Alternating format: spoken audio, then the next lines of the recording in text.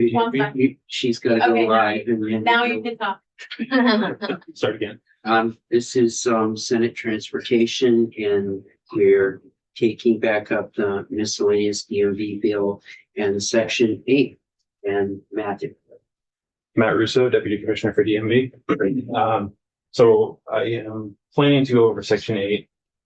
However, I believe that the committee had asked that we do a little give you guys some information on the difference between a bonded title and the salvage. Yep, I think we need to better understand what the law is right now, what we're doing, and functionally what happens. Sure. So a salvage title is issued when a vehicle is considered a total loss, usually 75% of the vehicle loss for an insurance company. And the majority of those salvage titles come from insurance companies. So we receive the application and we issue the salvage title to the insurance company. And that salvage brand that's put on that title stays on there for the life of the vehicle, life of the title. The only way to get that vehicle registered again and titled is to have it rebuilt. So we have a rebuilt process that it goes through, which includes Carfax and a salvage inspection at a certified inspection station. Once that's done, So you can remove the salvage off a salvage title if you rebuild it. if you rebuild it, the salvage will always be there. And then above that will be a rebuild brand. Okay. So that you always know that it had that salvage brand on it, no matter what. So if somebody's selling a vehicle, the individual should know. The individual Only should if they look at the title. They're correct. Your Carfax will report that. The title will have it on there. Carfax will report it, but if you go to a dealer Mhm. and they're selling it, they're not required to. They're required to disclose that that it's a salvage title by law. And And what happens if they don't? And when do they have to declare it? Like what, the time of the sale? time it's set. You could like agree on a price and everything, you sit down and like, oh, by the way, there's stuff. It has to be, so on our form, it's actually marked, and they sign off on it. And what happens if they don't? Penalties. I'm not sure specifically what the penalties are. And would that be DMV that hands out the penalties? Yes, And how many did they hand out last year? I can get that number for you. Not that us. Okay. That would be great. I've had a couple of constituents that complain about this. Yeah, I had a constituent that didn't want to pay the money for the Carfax, but we got through the whole process. And then found out that it was salvage. We also, so we're a member of NVIDIS, National Motor Vehicle Title Information System. All titles are reported to NVIDIS for all states. We do have on our website instructions, a video, what NVIDIS is, what's the purpose of NVIDIS. Unfortunately, because of the Department of Justice, AMVA is not able to create commercials or as much publicizing as Carfax does, but we try to promote NVIDIS before you purchase a vehicle.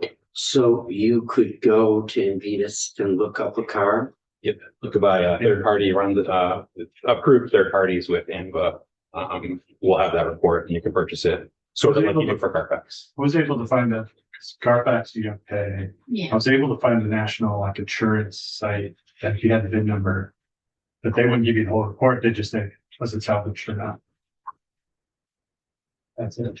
It took a while looking around Our website has a list of all approved providers for getting an NVIDIS report. for a paid report. For a paid report, and it'll print out any brands that were on it, any insurance claims that were on it, junkyards. And then, of course, all titles that have been issued for that vehicle. And I can answer more questions about that. I'll move on to bonded titles, which is completely separate. We require that you hand over the most recently issued title for the vehicle when you register it in your name. Obviously, there's scenarios, auction houses where you purchase the vehicle, the title's not available, but you've gotten a great deal on it. There is a process for obtaining a title and getting it registered outside of that if you don't have that title, which is the bonded process. We require you to make every effort to try to obtain that title from the last issued state. And you would know that by getting the Navitas report that would list the last title that was issued. And if all documentation that's required can be provided, you would get a bond as a surety to, in the event that down the road somebody said, hey, that's my vehicle, and you've titled it in your name, that's a protection on that vehicle. So that's the difference, and it can be in combination with the salvage vehicle, Yeah. but they are separate. Thank you, Mr. Chair. Well, I really appreciate this conversation. It was a debate in my own household mere weeks ago because my brother got a great deal on a car that, Mhm. oh, wait, the title wasn't there. And after weeks of attempting to get a title from about 6 people back in the chain of who had the vehicle, he gave up and decided to not pursue ownership of the vehicle. Got a great deal, but not a working vehicle. Because my understanding of the bonded title is you have to pay. So it's a percentage. What is the typical cost of a bonded title? It depends on where you get it. We require that you get a bond for 1.5 times the value of the vehicle. As far as how much that bond costs, depends on where you go. Yeah. Okay. Yeah. Cause it was like, yeah, he paid like $500 for the car. So it couldn't be 500. It wasn't going to be $500 for the Right. bonded title. It was going to be like $6,000 or something for the bonded title. For the 'Cause bond itself. Yes, Yeah. because it's not the cost of the vehicle, it's the cost of what the vehicle could be potentially Correct. using JD Power, I guess. Yep. Yeah, Yep. okay. Correct. And so if you had okay, thank you.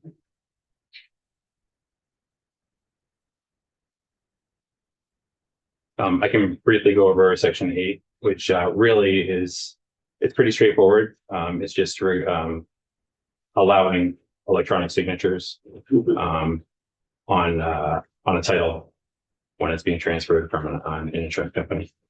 And obviously we would trust the insurance company. And so other than that, there's not much else in section 8 to really discuss. Probably save time and money. In the process. Yep. Yep. Yep, and 9's just duplicates. Yes. Duplicate titles, correct. And that is specifically for lien holders. So in statute right now, it says that the title must be mailed to the lien holder. And there are cases where the lien holder needs to get a copy of it on the spot. This is allowing them to come in and be hand delivered a title rather than mailed.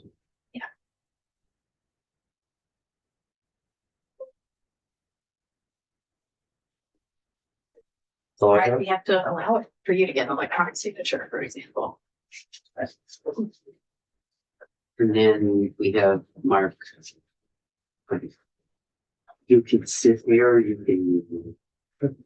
There's not many seats around here. Mark, Yes. I uh, assume you're talking to me. This is Mark Bender.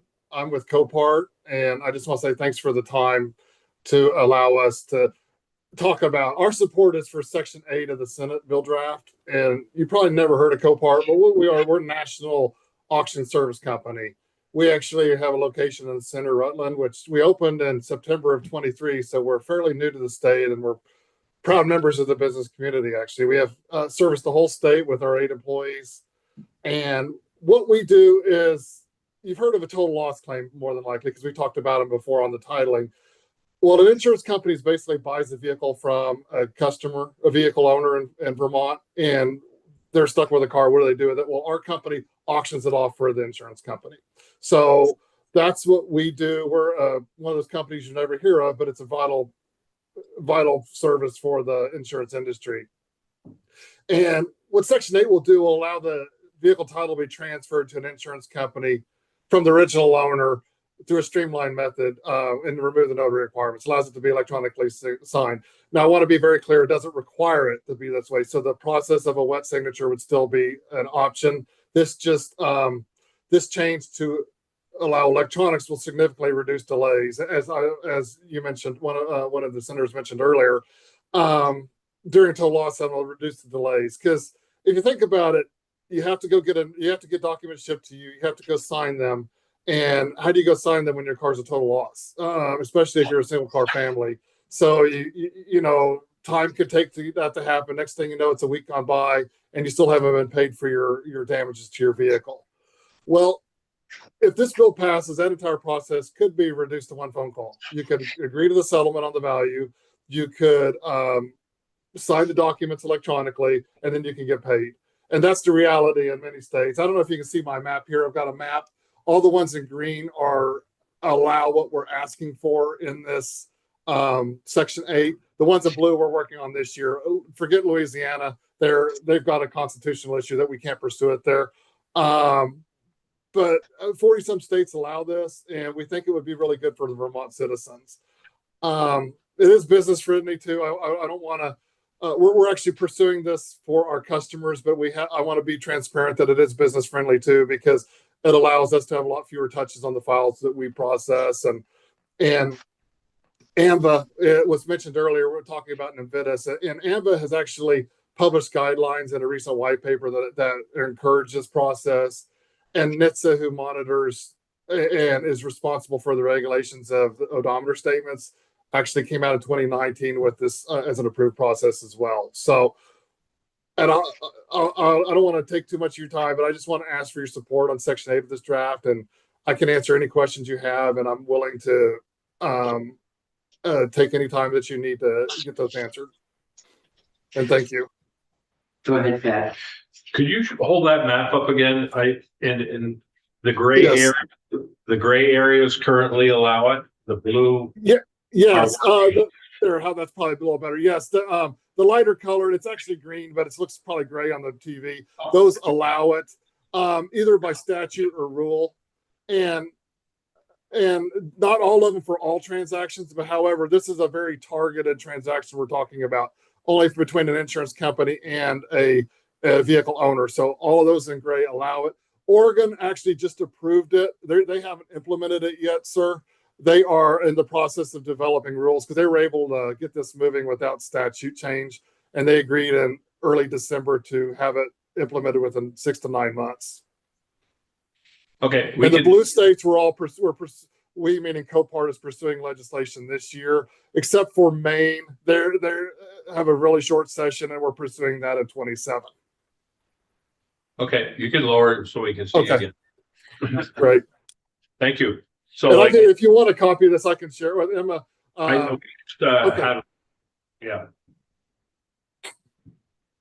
What's going on in Louisiana? I know. Well, that's a great question. Just a little trivia for you. It's actually signatures are in their constitution, and requiring a notary and all that is a constitutional situation. I'm not into amending constitutions. I can't even imagine what that would entail. So we're just kind of threw our hands in the air and said, we're not going to pursue that one. So I think it has to do with Napoleonic. I'm not an attorney, but there's Napoleonic code compared to the English, and it's one of those things. So let's just say they're a challenging state in more ways than one. So Any more questions? Beautiful state house, though. I'd spend some time there. oh yeah, it's a beautiful state. I agree with you there. Their laws are a little different than everybody else, which it works for them. So we follow them. So Well, I think at this point, thank you. okay, all right, and let me know if you have any questions. Thank you. Thank you.